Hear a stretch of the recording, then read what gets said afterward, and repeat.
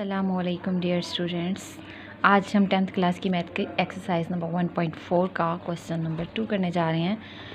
Question number 2 में आपसे कहा गया है solve the following simultaneous linear equation with complex coefficient of W and Z। ठीक है, ये जो दो है ना W और Z, इन दोनों के हमने आंसर्स फाइंड आउट करने हैं इन 5 जो है क्वेश्चंस को सॉल्व करते हुए। ठीक है जी, फर्स्ट क्वेश्चन सॉल्व करते हैं। बहुत इंटरेस्टिंग क्वेश्चन है, टफ नहीं है, मज़े के हैं। अब देखें, ये फर्स्ट क्वेश्चन है मेरे पास, ये इक्वेशन 1 है, ये इक्वेशन 2 है। आपका फोकस है Z और W, इन दोनों के आंसर्स को निकालना, आंसर्स को फाइंड आउट करना। अब आपकी मर्ज़ी है, चाहे तो पहले जो है वो इस इक्वेशन को ले लें, इसको ले लें, कोई फिक्स मेथड नहीं है। आपको जो इजी लगे, जो सूटेबल लगे, आप उस सेंस में इसको स्टार्ट कर सकते हैं। ठीक है जी, बस फाइनल आंसर्स आपके मैच होने चाहिए और ज़रूरी नहीं है कि पहले Z का आंसर निकलेगा, पहले वो Z का भी हो सकता है और W का भी। अब फर्स्ट क्वेश्चन देखें, इसमें दो इक्वेशंस दी हुई हैं। आपने सबसे पहले क्या किया, आपने ये इक्वेशन अगेन राइट कर दी, इक्वेशन नंबर 2। इसमें से आपने जो है ये W माइनस है, इस तरफ जाके पॉजिटिव हो जाएगा। ठीक है, मीन्स की इस साइड पे कंसीडर कर लें। और उसके बाद जो है मैंने इनको इंटरचेंज कर लिया है, जो इक्वल की दूसरी तरफ जब इक्वेशंस की वैल्यूज़ जाती हैं, प्लस वाली माइनस हो जाती हैं और माइनस वाली प्लस हो जाती हैं। ठीक है जी, यहाँ से मैंने इक्वेशन 2 से ये W की वैल्यू एक जो है ना थोड़ी देर के लिए अरेंज कर लिया।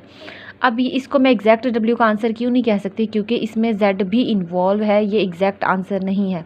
हमें जो चाहिए वो कॉम्प्लेक्स फॉर्म में चाहिए। ठीक है जी, सिंपल जैसे real plus imaginary part, just iota हो या जस्ट जो है वो एक रियल नंबर हो। इसमें आपका आयोटा क्या होगा, 0 प्लस आयोटा। ठीक है, खैर अब यहाँ पे आएँ तो आपके पास ये जो क्वेश्चन है, इसको कहते हैं बाय सब्स्टिट्यूशन। ठीक है जी, कोफिशिएंट वाला मेथड हम अप्लाई नहीं कर सकते, थोड़ा सा डिफ़िकल्ट हो जाएगा, बहुत ही कॉम्प्लिकेटेड फॉर्म बन जाएगी।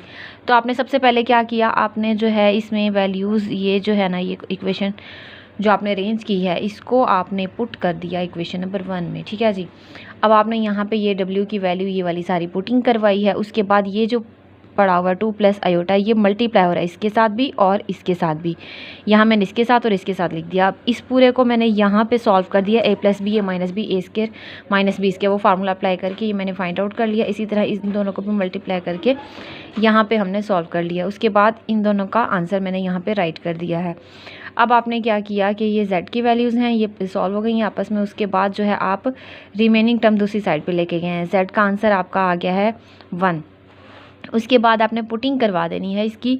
आप चाहें तो इधर भी पुट करवा सकते हैं, बेस्ट ये रहेगा कि आपने जो इक्वेशन अरेंज किया उससे थोड़ा इजी हो जाएगा। इसमें भी करवाएंगे तब भी सेम हो जाएगा, इसमें भी, इसमें ये होगा कि शॉर्टकट मेथड हो जाएगा। आपने यहाँ पे पुट करवाया है इस इक्वेशन में। ठीक है जी, ये Z की वैल्यू, तो यहाँ पे मैंने जब 1 पुट करवाया तो इस इक्वेशन पे कोई इफ़ेक्ट नहीं हुआ, तो यहाँ से हमारा आंसर आया है W का।